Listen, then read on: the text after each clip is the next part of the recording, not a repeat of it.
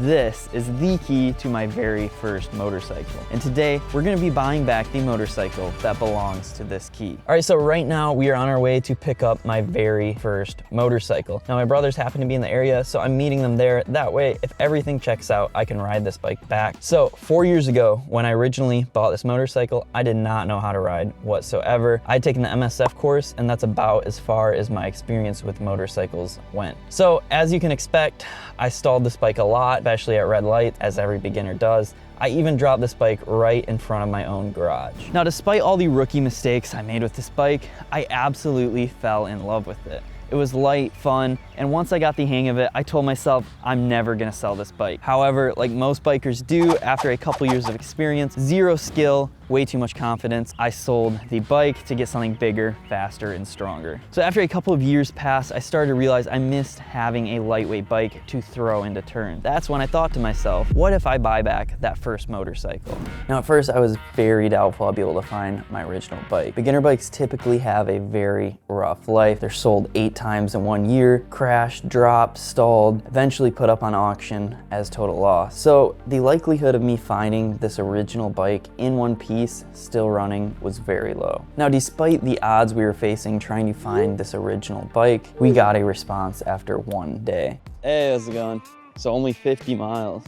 It should be under, luckily, because the only main street I've ever been on is this right here to that gas station and back. Really?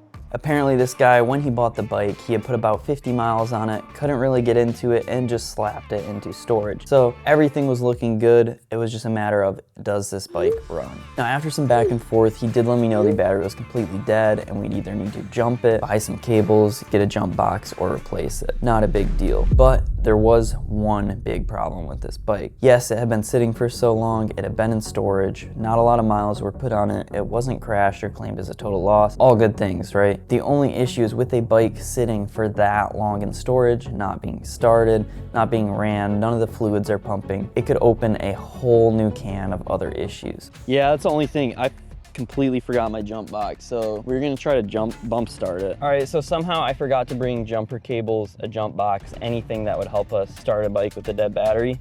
So we couldn't get it to bump start correctly. It was burning over. We could hear it had compression, but it wouldn't start, and I think that's just because of the bad gas and it sitting for so long. So right now we're gonna go to AutoZone. We're gonna grab a fresh battery that's hopefully charged, see if this thing will turn over and start, and if it does, we're gonna go ahead and buy it from him and take it home in the downpouring rain. Unfortunately, due to the rain, my cameras were blocked, but you can still hear me voice my concerns about the bike. Starter sounds a little questionable. Honestly, I think what we'll do is we'll just take the battery out and then go back to the store, find a battery that's close enough, because I think that's the only way we're gonna get it out of here. Now at this point, I was fairly confident that all this bike needed was a brand new battery and some fresh gas. All that was left was to make the deal. I really wasn't even thinking about something until you hit me up. And I'm cool with whatever. So my only thing with these is retail is like roughly 35, 4,000, but I would have to fix up a couple things. About, you said 3? Yeah.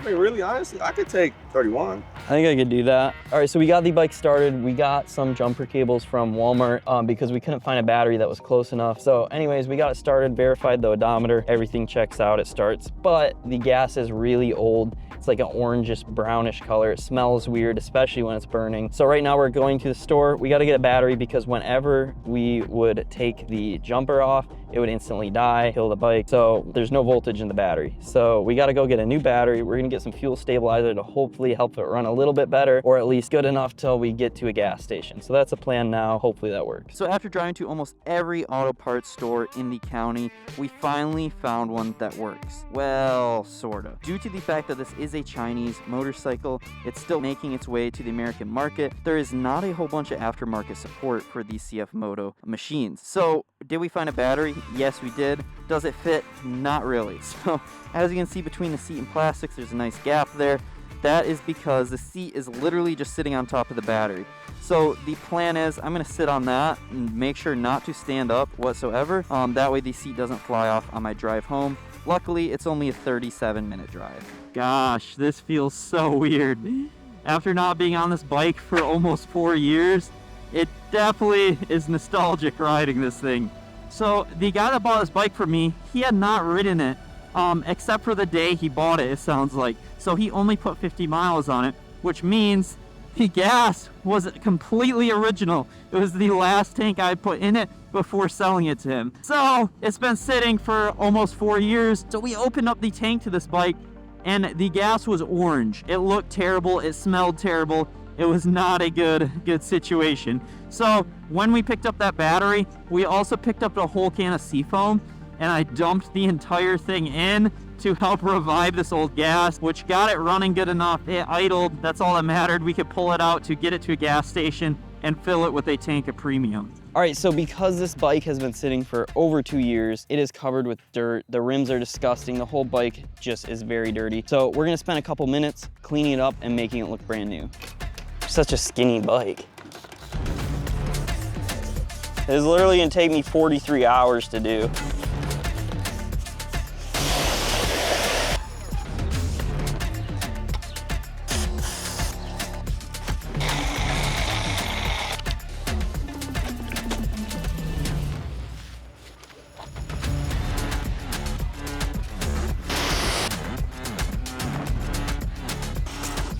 All right, now that we got this thing all nice and clean, chain lubed, ready to go, we're gonna take a not so quick trip to the Secretary of State, get a legit plate, get some tab. I'm gonna pop insurance on it beforehand, and then let's see how this thing actually rides. All right, now that I finally got a plate for this beautiful motorcycle, let's go see how it actually rides. I gotta say, it is very nostalgic being on this bike. This was my very first motorcycle. I had no prior experience on dirt bikes, anything like that, nothing with a manual, clutch and shifting. So I spent a good amount of time on this bike. I stalled it, I abused it, I dropped it, and it feels good to be back on it, especially now that I've had the chance to ride all sorts of different bikes. There's all the little things that I feel on this bike that I might have not noticed before because this was the only machine I had ridden. The engine is a single cylinder, so it's like a Honda CBR 300R.